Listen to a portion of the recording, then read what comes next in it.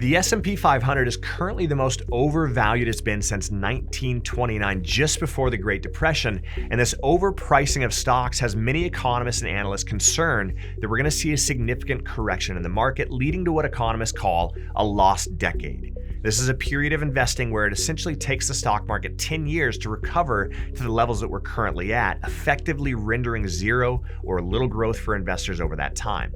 Now, Goldman Sachs, among others, is warning that for the next decade, investors are facing potential market returns of just 1 to 3% on the stock market and not even keeping up with inflation.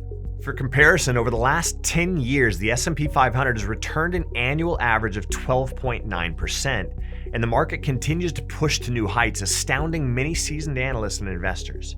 As of October 30th, the Dow Jones Industrial Average was at 42,233, up approximately 137% over the past 10 years. But despite these incredible returns, Goldman Sachs is predicting that the overall stock market will be facing a new lost decade. According to the research, stocks would produce a nominal return of 3% per year and a real inflation-adjusted return of just 1%. Now, those returns would be half of the average annualized return seen between 1928 and 2024. If conditions do become less favorable moving forward, they actually forecast returns dipping as low as negative 1%. Now, the reason for a slowdown is multifaceted, as Goldman Sachs analyzed several data sets to reach their conclusion. Goldman compared today's stock market to the last roaring 20s market 100 years ago.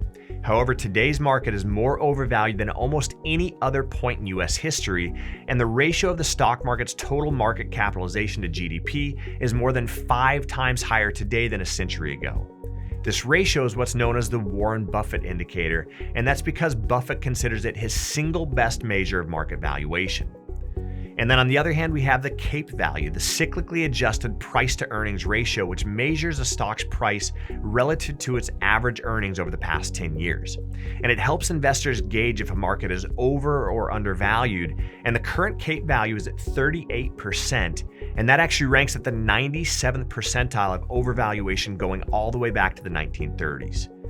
But what analysts found was most unprecedented was the degree of concentration in the market, which is at the highest it's been since the 1930s. The top 10 stocks in the S&P 500 are now accounting for approximately 33% of the index's market value. For context, during the peak concentration that we saw in the massive dot-com bubble, it was only 27%.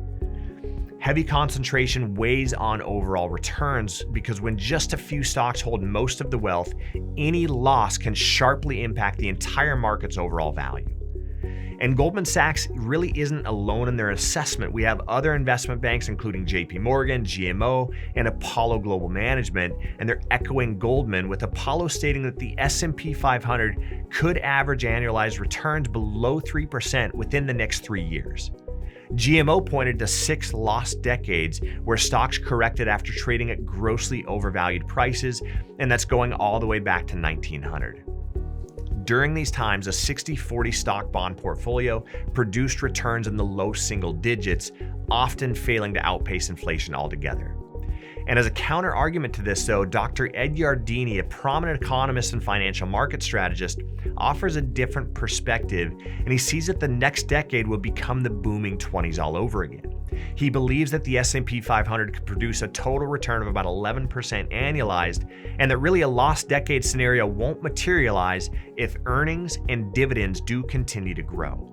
He also dismissed the overconcentration, believing that tech permeates everything and will fuel higher productivity, lower costs, and in turn all companies will earn higher profits and avoid disaster.